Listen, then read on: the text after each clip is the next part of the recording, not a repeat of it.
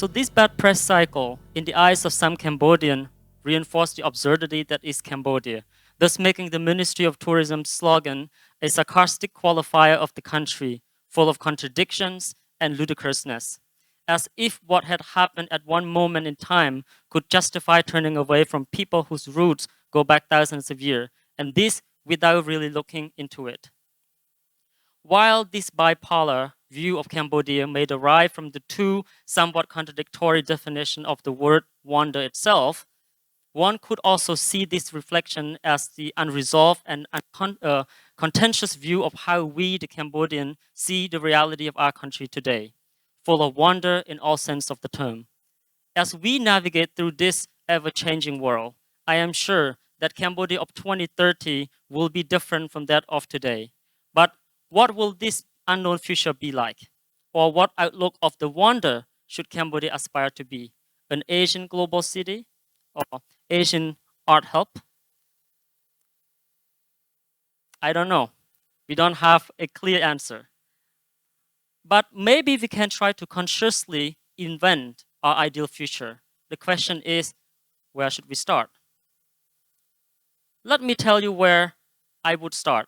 My contention is that Cambodia should reinterpret and decolonize its cultural policy. Through a holistic approach, our government should integrate art and culture into all aspects of its policy and set progressive measures to secure their universal and effective recognition and observance. Now, I assume that we all agree that culture and art are fundamental aspects in life and in modern world. In fact, Cambodian constitution, the highest law of the land, agrees, declaring everyone has the right freely to participate in the cultural life of the community, to enjoy the arts, and to share in scientific advancement and its benefit. This same declaration is found in International Bill of Human Rights, which Cambodia's constitution incorporated into as our law. The bill guarantees freedom of expression, religious, political, and cultural right. If you are still not convinced, consider this. There are now 35,000 museums worldwide compared to just 22,000 in 1975. So an over four-fold increase over 50 years. This is according to UNESCO. And this is also happening in Cambodia, where there are about 20 museums today. Our museums are not necessarily established by the Ministry of Culture, but also by National Bank and non-state actor. Let's remember the essential function of museums in a thriving society. They are not just the depository of the cultural relics or art collection or where exhibitions are held, but they are the center of knowledge and symbol of power, wealth, and progress. The significant increase in museums in Cambodia attests to the fact that art, culture, history, and memory are utterly relevant in our modern life. In 2014, Cambodia established a cultural policy that recognized how cultural heritage contribute into improving the national economy and well-being of its people. Yet it was formulated based on the lens of nationalism, protectionism, conservatism, and art as commodity frameworks. The weakness of our cultural policy is that almost exclude modern creativity and ingenuity. It is my belief that the poorly developed art infrastructure in Cambodia is due in part to this protectionism. Yet, the merit is clear. It is through this policy that we witness the Cambodian government's success in inscribing Cambodia's cultural heritage into UNESCO World Heritage List as the temple complex of Angkor and Koke, and in reclaiming its cultural relics that have been looted or wrongfully removed from Cambodia. So, while Cambodia's recognized World Heritage status promotes tourism, it also carries with it rigid norms and guidelines that contains the definition of culture and art, thereby slowing down their evolution. A deconstructed cultural policy, I believe, would be immune from any kinds of cultural breakthrough.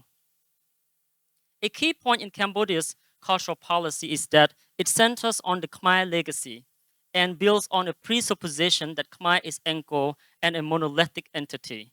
But then, what is Khmer? What constitutes the idea of Khmer?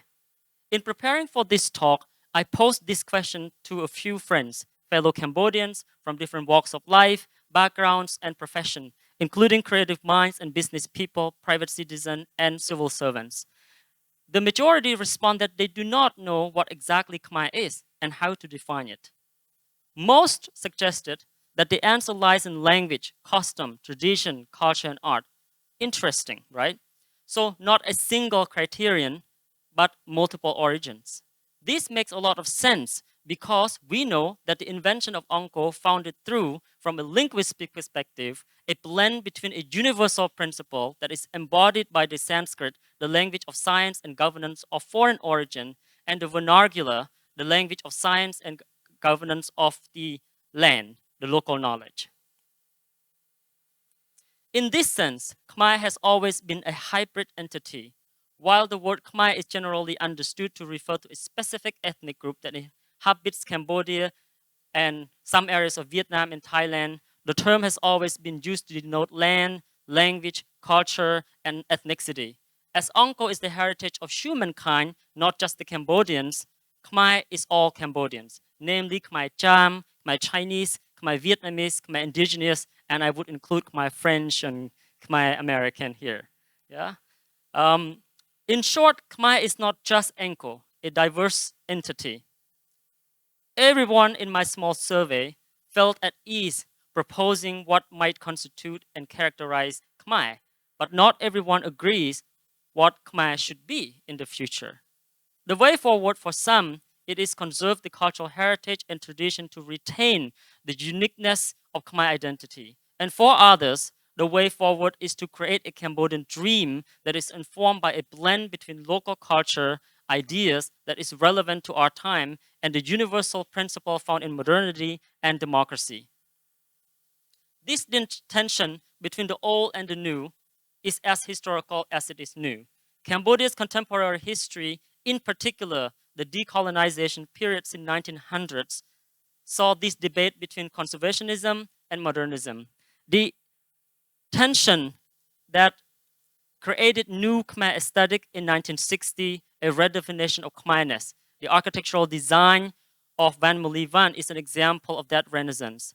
His creation served as a testament that to discover something new, we must study the old. To invent the future, we must understand the past. Otherwise, we risk experiencing what some scholars call cultural and historical amnesia, a situation where we forget what is valuable and what it takes for a society to flourish.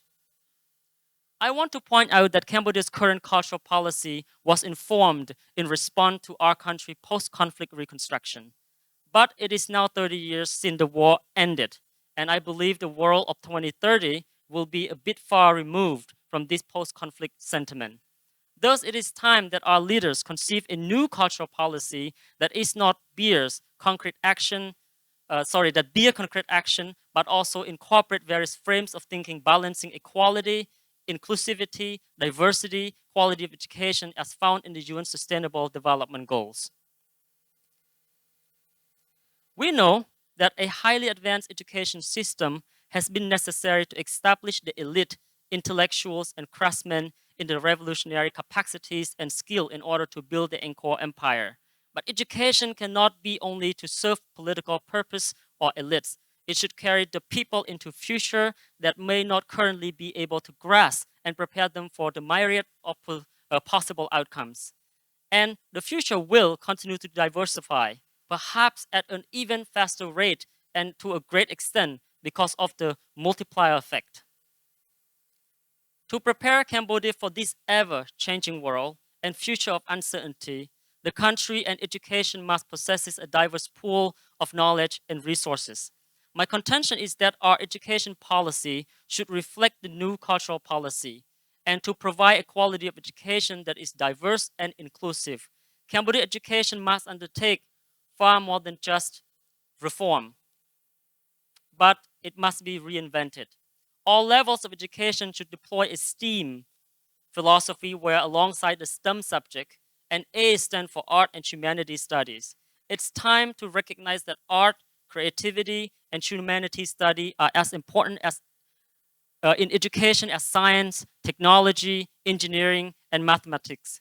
And we should treat them with an equal stature.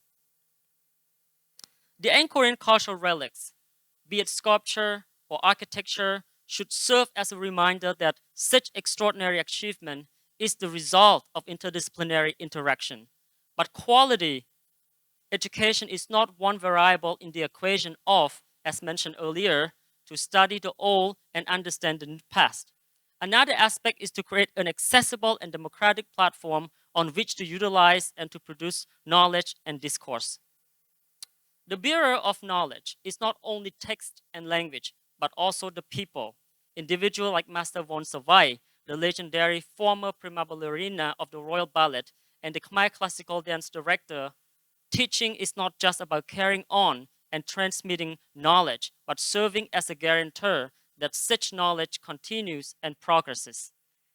In 1980s, as she was getting ready to go to France and start a new life, leaving behind the Khmer Rouge trouble, the years that she lived through, Nekru found herself in the refugee camp on the Thai-Cambodian border, unknowingly committed to a new calling to revive Khmer classical dance to help her people reclaim their dignity.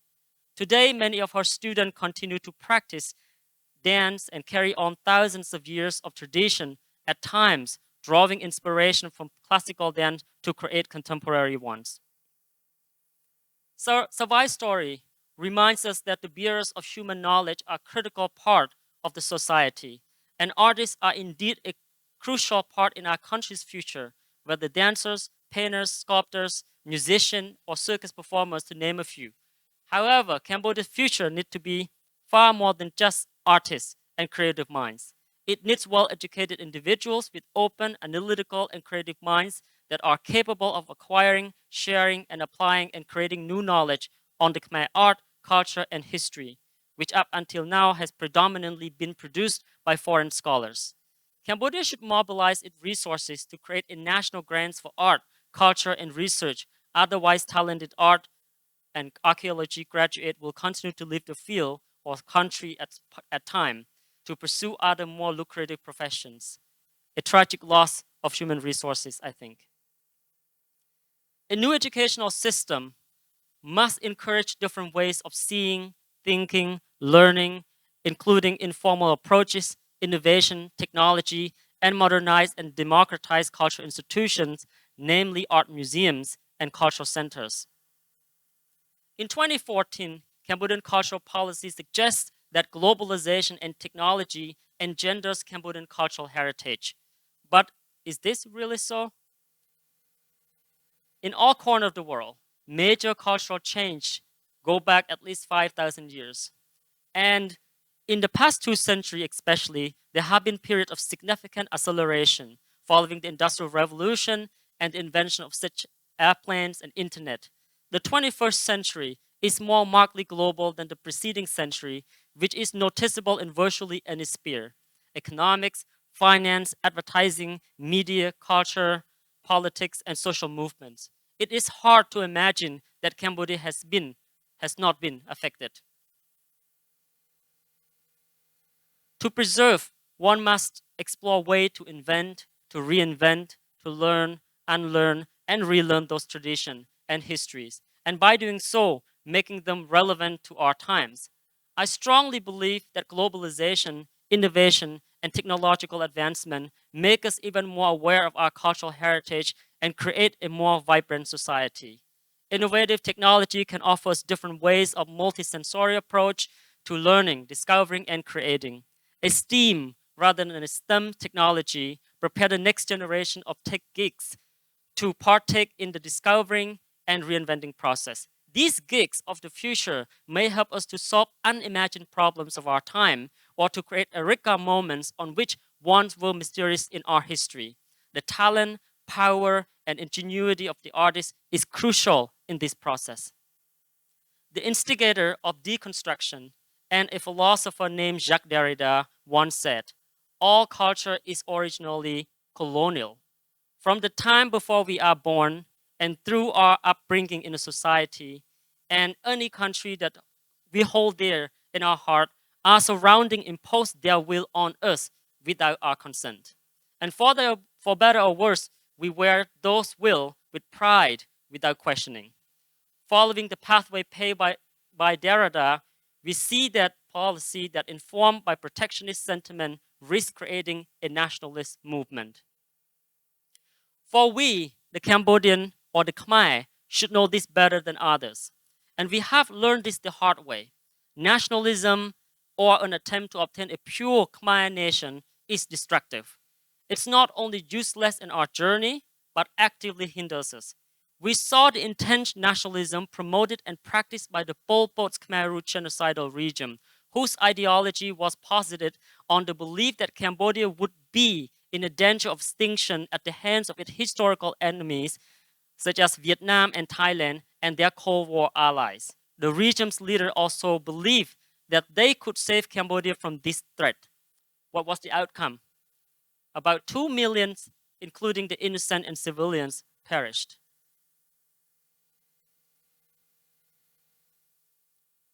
Among the victims were the creative minds responsible for reinventing Khmer culture, redeveloping new Khmer aesthetic in music, film, architecture, fashion, and art in the 1950s and 60s. Thus, the cultural policy informed by a nationalist agenda is antithetical to multiculturalism and diversity. By now, we know that Cambodia is indeed a multicultural and diverse country. And maybe, just maybe, the real enemy is not our neighboring country. And maybe it is not predicated by the Khmer Rouge or the popular leaders of our time. Maybe it is corruption, unlawful and undemocratic practices. Before I end, I want to make a last recommendation, and that is our cultural policy must be decentralized. Today, the development, promotion, sharing of our culture primarily lies within the Ministry of Culture and Fine Art, operating a bureaucracy that is sustained by partisan politics, effectively making it a closed system that doesn't allow for new ideas or outsiders, and oftentimes does not promote grassroots initiatives and development. While partisan politics, no doubt, do help speed up decision-making process in the parliament that comprises hundreds of individuals, the presence of aligned politics and cultural institutions create a policy that serves only its leadership and not the interests of the general public, which would include developing and sharing art and culture as part of everyday life. The non-governmental organizations and local authority should have stronger voices in our cultural fabric. Finally, I understand the situation of Cambodia and its priorities. When we have social issues that need to be urgently addressed with high disparity between rich and poor, why should the government prioritize its policy efforts on art and culture? That's the question. I think the answer is just simple.